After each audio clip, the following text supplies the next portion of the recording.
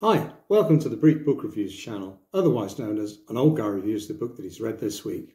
So what's the old guy read this week? Well, the book I've read this week is called None of This Is True by author Lisa Jewell. Was published as a hardback in the UK last year, 20th of July 2023 by Century, but has just been released as a paperback in the UK, published by Penguin, and was released on the 29th of February 2024. Hey, won't see that many times. So, Lisa Jewell, well-established author, very often a Richard and Judy book pick, typically known for dark psychological thrillers. I thought after a couple of weeks of reviewing cozy crime, we'd have a little bit of a change. So this was a thriller of the month in my local bookshop. So I thought, why not? Let's give it a go. Okay, Cliff, what's it all about? I hear you say. In its simplest form, it's about two women. One is called Alix Summer. She's a podcaster. And one is Josie Fair. Josie works part-time in a sewing alterations type shop.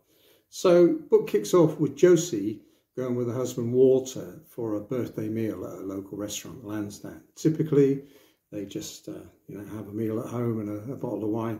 But this time, Josie wants to go out for a meal. It's her 45th birthday. And they go to the Lansdowne. While they're there, in sachets the other lady, the central character of the book, Alix Summer, with her sisters and their partners. And they have a brief conversation in the restroom while they're in the restaurant. And they say, "Oh, I'm here to celebrate my birthday." And the other one says, "Oh, that's strange, so am I." And they jokingly say, "Oh, we're birthday twins. Where were you born?" And it turns out they were born on the same day. They're both 45, born in the same hospital. So a couple of days later, they meet again.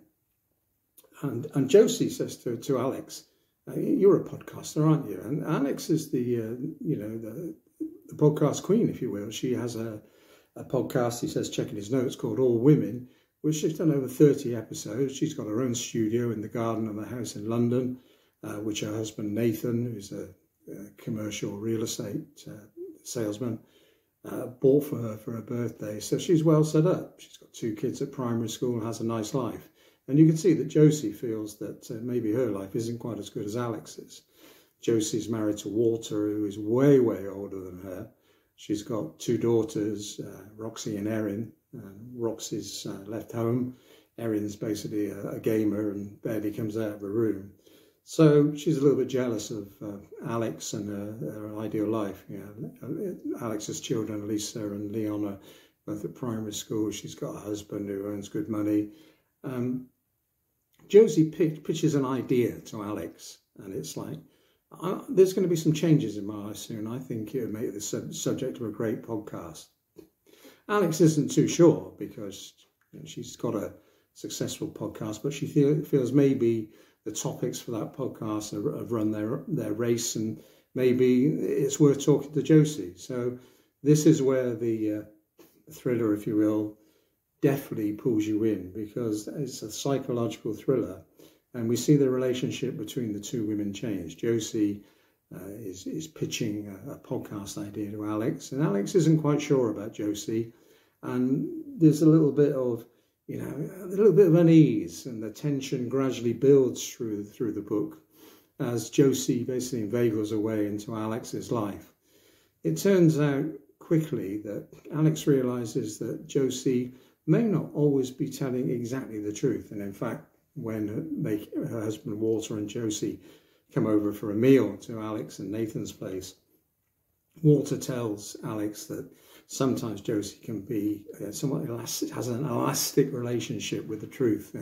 To quote a famous British politician once, who said, "I didn't actually lie, I was just a bit economical with the actuality." And Josie is certainly economical with the actuality. And it turns out Josie has got some dark secrets, and thus the tale unfolds. It's definitely done.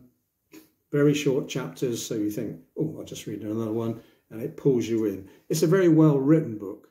I suppose if I was to be picky, I'd say, the premise of Josie just rocking up and saying, "Oh, why not cover my life as a podcast?" Whether that would actually happen. But we see Alix, weighing up the fact that, yeah, maybe she is a bit dodgy, but this is an interesting story. And eventually we see snippets in the book of her Netflix documentary, because this quickly becomes a true crime podcast, the new podcast that Alix is making about Josie's life. So very well written book. I'd give it 8 out of 10. As I said, definitely pulls you in, short chapters, well written, twisty, little twist at the end. And I guess there's some people will feel that you know who the good guys and the bad guys is, and the bad guys trying to make out that they're not quite as bad as they seem. You know, some people might feel a bit dissatisfied, I guess, by that. But I enjoyed it. I'd give it 8 out of 10. That's it for this week's brief book review. So 10/10 till we do it again. Thanks for watching. Bye.